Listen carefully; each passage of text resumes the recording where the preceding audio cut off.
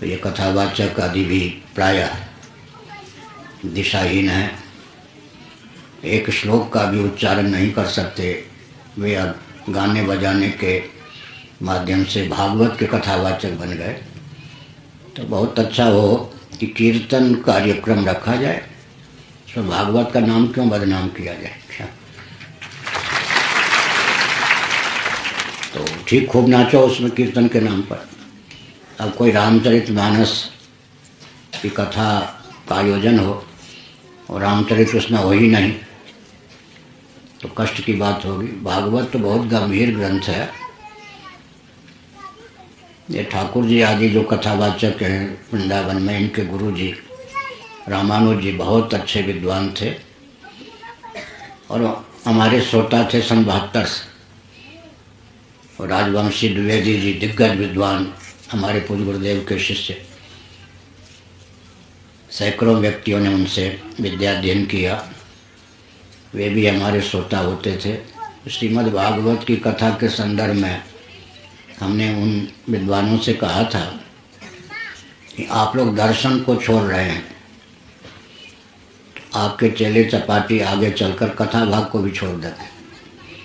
अंत में वही हुआ।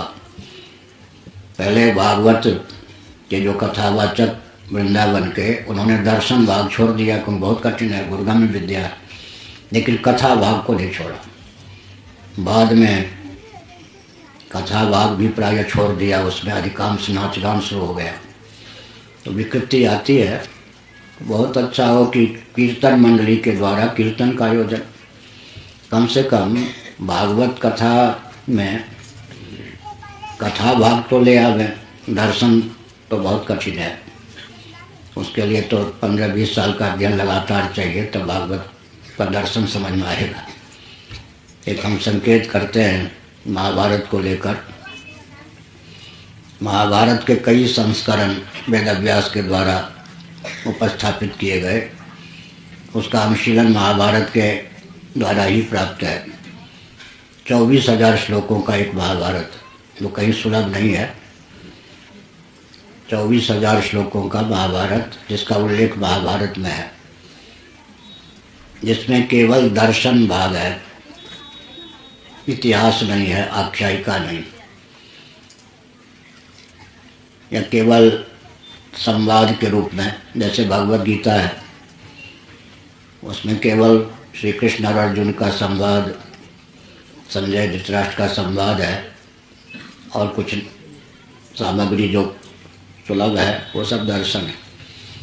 लेकिन 24,000 श्लोकों को आत्मसात करना कठिन था, केवल दर्शन का पक्ष था। तब भगवान वेदव्यास जी ने उन्हीं 24,000 श्लोकों को फैलाकर शतसहस्री महाभारत की रचना की, 1,00,000 श्लोकों वाला महाभारत। फिर भगवान वेदव्यास जी ने बृहद संस्करण बनाया, उसमें लाखों श्लोक, परंतु मर्त्य लोक के मनुष्य उन भावों को हृदयंगम नहीं कर सकते।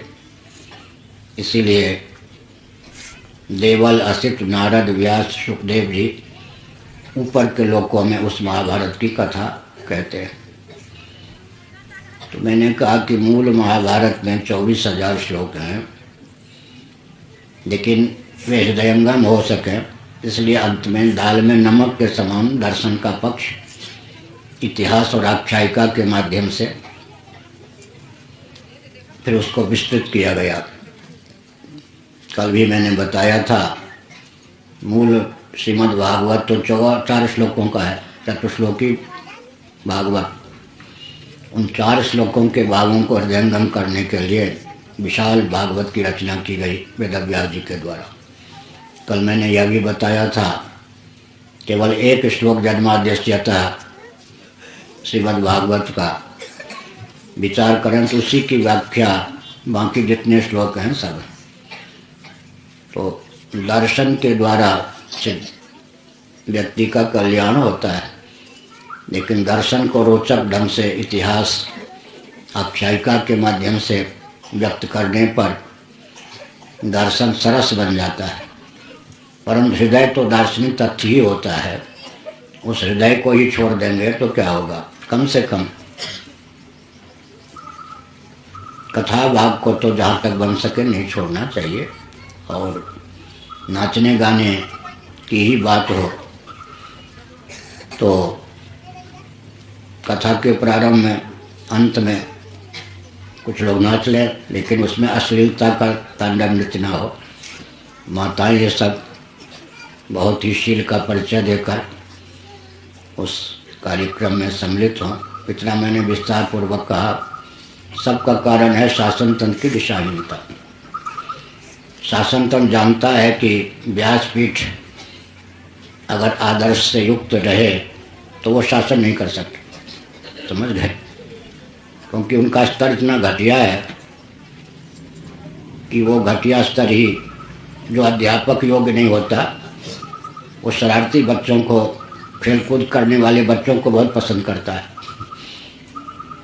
और जो अध्यापक योग्य होते हैं वो मेधावी छात्र को पसंद करते हैं।